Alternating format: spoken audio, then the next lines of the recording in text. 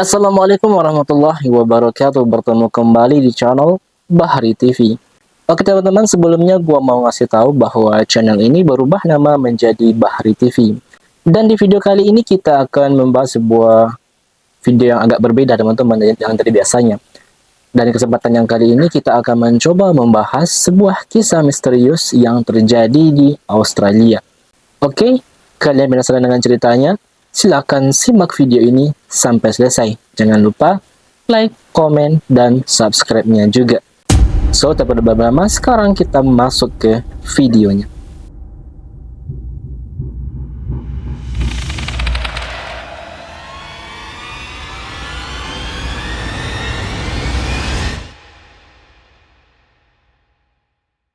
Kisah nyata kasus misterius wanita sadis di Australia. Kisah serem ini diangkat dari kisah nyata yang berasal dari New South Wales, Australia pada tahun 1955.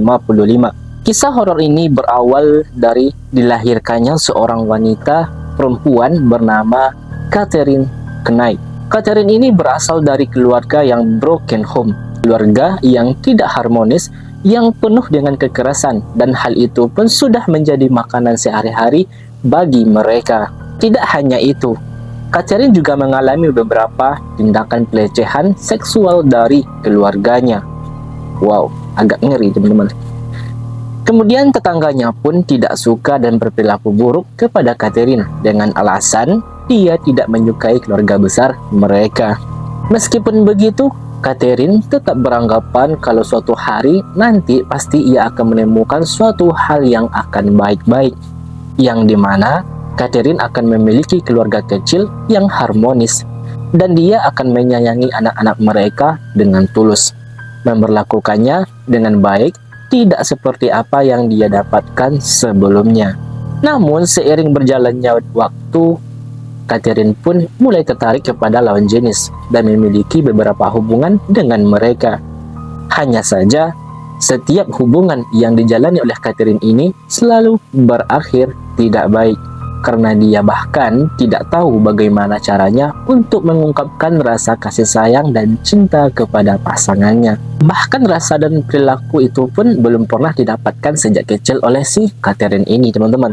Hubungan Catherine ini selalu berujung tidak harmonis, selalu bertengkar dan pasangannya, dan memiliki hubungan yang toksik. Catherine yang berkali-kali gagal itu pun akhirnya merasa sangat kesepian. Hingga akhirnya pada tahun 1995, pada usia Catherine yang menginjak usia 40 tahun, bertemulah dia dengan seorang pria yang bernama John Price. John Price ini merupakan seorang duda yang mempunyai 3 orang anak. Catherine beranggapan bahwa Jones ini berbeda dengan laki-laki yang pernah ditemui sebelumnya. Bagi Catherine, Jones adalah sosok yang pengertian dan penyayang. Hal itu pun membuat Catherine sangat jatuh cinta kepada Jones dan memutuskan untuk pindah rumah dan tinggal bersama dengannya ketiga orang anak Jones tadi. Hari pun berjalan sesuai yang diharapkan Catherine.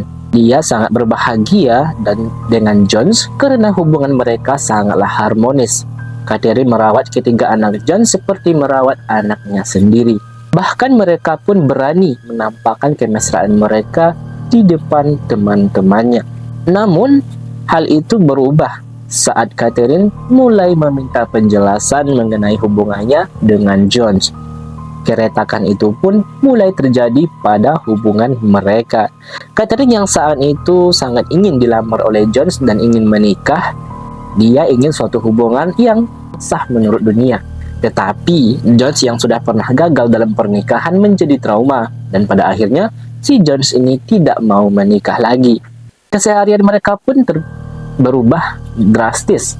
Hubungan yang tadinya harmonis menjadi hancur seketika.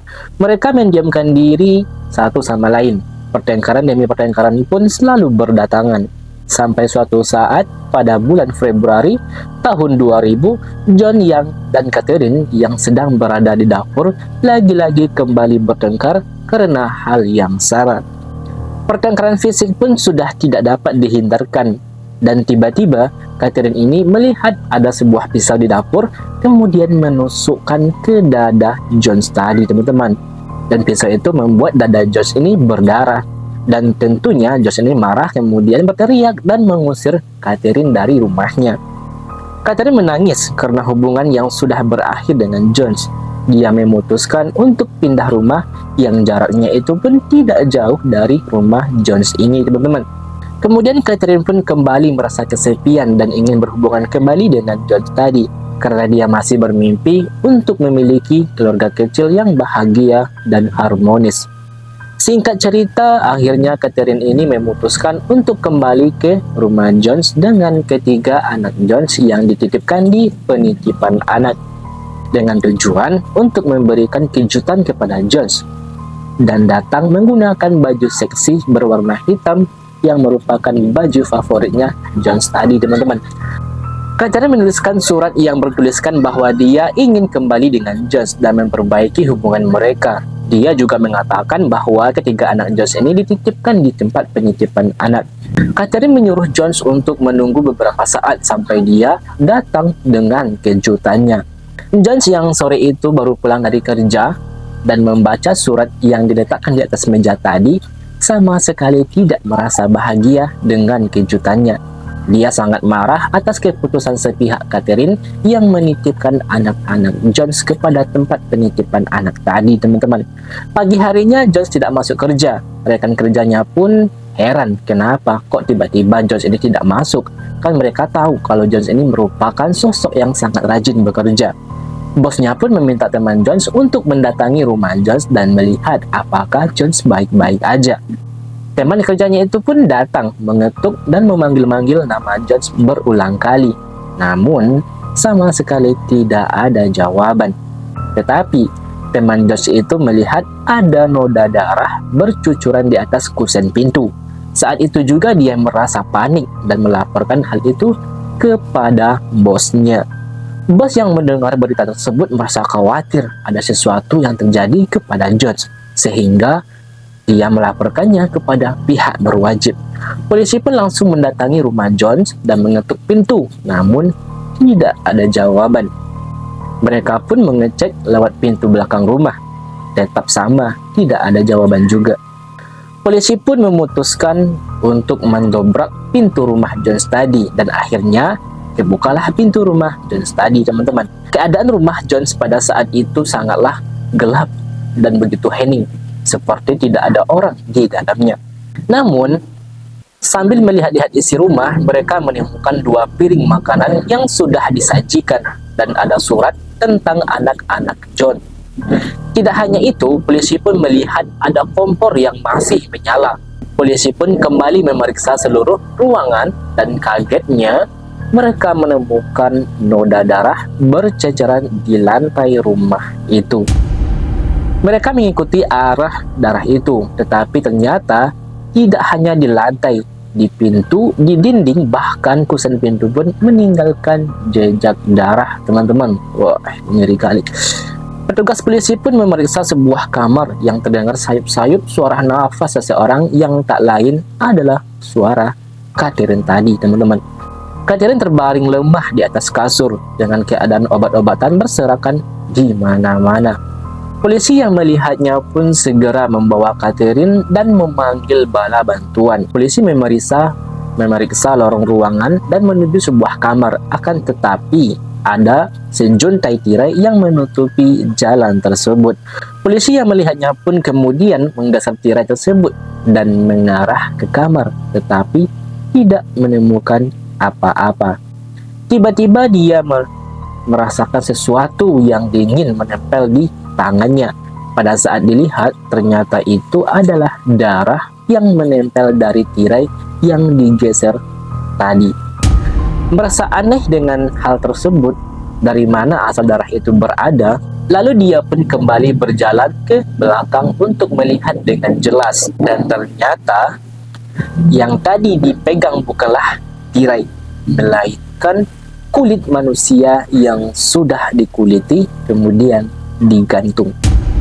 Polisi itu pun langsung panik dan memanggil bantuan yang lain.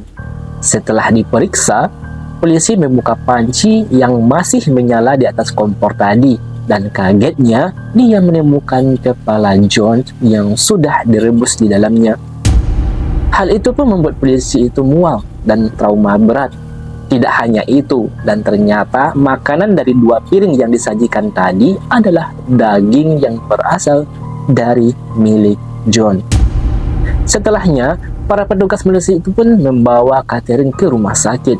Setelah melakukan investigasi, ternyata pada hari itu Jones tidak pergi bekerja karena menunggu kedatangan Catherine. Catherine datang dengan menggunakan pakaian seksi berwarna hitam favorit Jones tadi, teman-teman. Jones yang melihatnya pun sangat senang dan menjadi tidak marah lagi. Hubungan mereka kembali membaik. Mereka berbincang satu sama lain dan bahagia sampai pada akhirnya hubungan mereka kembali menuju ranjang. Setelah melakukan hal itu, Jones pun tertidur, teman-teman. Namun, pada saat John tertidur, tiba-tiba Catherine seperti sedang dirasuki oleh pikiran-pikiran negatifnya. Tiba-tiba Catherine ini menimbulkan pikiran-pikiran kotor, teman-teman. Dia berpikir bahwa John memang tidak memiliki hubungan yang serius dengan dirinya dan hanya menginginkan tubuhnya saja. Catherine yang berpikir seperti itu pun kembali menuju rumahnya untuk mengambil peralatan kerja miliknya. Dan kebetulan Catherine ini merupakan seorang bekerja di sebuah tempat jagal pemotongan hewan.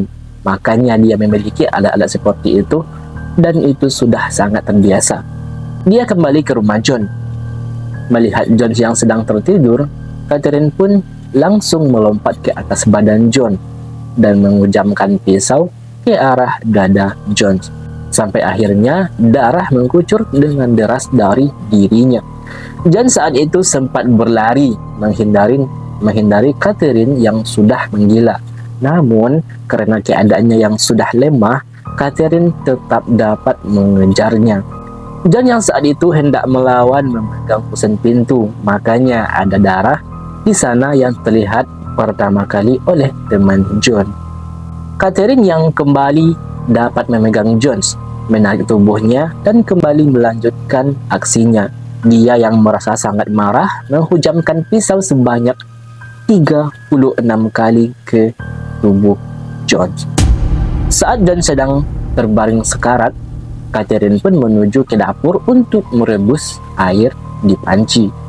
John yang tadinya sekarat pun meregang nyawa dengan kondisi yang mengenaskan. Catherine yang memang sudah ahli di bidang pemotongan hewan melakukan aksinya terhadap John. Catherine menyuliti tubuh John dengan satu potongan penuh dan merebus kepala John ke dalam rebusan panci air panas yang sudah mendidih. Dia pun memblender semua sisa daging dari John dan membuatnya menjadi makanan. Ih, gila teman-teman, ngeri juga ya. Kasusnya ada seorang wanita yang sadis gitu loh. Ketika makanan itu sudah jadi, Catherine pun menamai piring itu dengan nama anak John bertujuan untuk memberikan makanan itu kepada mereka saat mereka pulang. Itulah kenapa saat polisi datang, mereka menemukan piring makanan bertuliskan nama-nama anak John tadi, teman-teman. Saat kondisi Catherine sudah membaik, polisi pun menginterogasinya atas kejadian pada hari itu. Namun, Catherine berdalih bahwa dia tidak ingat atas apa yang dilakukannya terhadap John dan merubah posisinya seolah-olah dia adalah korban. Catherine berkata bahwa John adalah seorang yang overprotective dan pemarah, suka melakukan kekerasan dan mengekang dirinya. Namun, polisi tidak langsung percaya dengan pernyataan Catherine itu pun kembali menyelidiki masalah Catherine. Polisi menemukan 5 dari hubungan Catherine dengan para mantannya tidak berjalan dengan baik. Mereka mengaku bahwa Catherine ini memiliki temperamen kekerasan terutama pada saat dia sedang marah. Mantan terakhir dari Catherine sebelum berhubungan dengan John mengaku bahwa Catherine suka melakukan kekerasan dengan menggunakan alat-alat kerjanya tadi, teman-teman. Bahkan ada kejadian saat Catherine sedang marah, dia mengambil peralatan kerjanya dan menggorok leher hewan peliharaan dari mantannya yang terakhir itu. Wow, sadis, teman-teman. Para mantannya itu pun mengaku bahwa Catherine adalah sosok wanita yang suka mengatur, dan dia akan marah jika pasangannya tidak melakukan sesuatu seperti apa yang dia minta. Ternyata Catherine ini keras kepala juga, teman-teman. Persidangan kasus Catherine dilakukan dengan mendatangkan beberapa ahli dari kejiwaan. Mereka mengatakan bahwa Catherine dalam kondisi yang benar-benar sangat sadar atas apa yang dia lakukan terhadap John. Pada saat persidangan itu berlangsung, Catherine bahkan sama sekali tidak menunjukkan ekspresi bersalah dengan ekspresi wajah yang datar dan biasa saja menatap lurus ke arah hakim. Dengan bukti dan fakta yang sudah disebutkan mengenai kasus Catherine, hakim pun seolah-olah tidak percaya dengan hal-hal keji yang sudah dilakukan oleh perempuan itu, teman-teman. Bagaimana bisa manusia melakukan hal sekeji dan sesadis itu? Hakim pun yang bernama Hornberry O'Coffey itu memutuskan bahwa Catherine dipenjara seumur hidup dengan stempel khusus yang bertuliskan jangan dibebaskan sampai kapanpun. Wow. Kasus Catherine ini menjadi salah satu kasus pertama kali di Australia yang mana tersangkanya diberi hukuman penjara seumur hidup dengan keterangan tidak dapat dibebaskan sampai kapanpun. Oke teman-teman, demikianlah ceritanya kasus yang berasal dari negara Australia, teman-teman. Apakah kalian suka dengan ceritanya? Jika kalian suka, silahkan di like, di komen, dan jangan lupa juga di subscribe. Kalau misalkan video ini rame, kita akan meneruskan kepada cerita-cerita kasus yang seram-seram selanjutnya. So, terima kasih telah menonton video ini sampai selesai. Jangan lupa like, komen, dan subscribe-nya. Sampai jumpa di video-video selanjutnya. See you the next time the video. Dadah.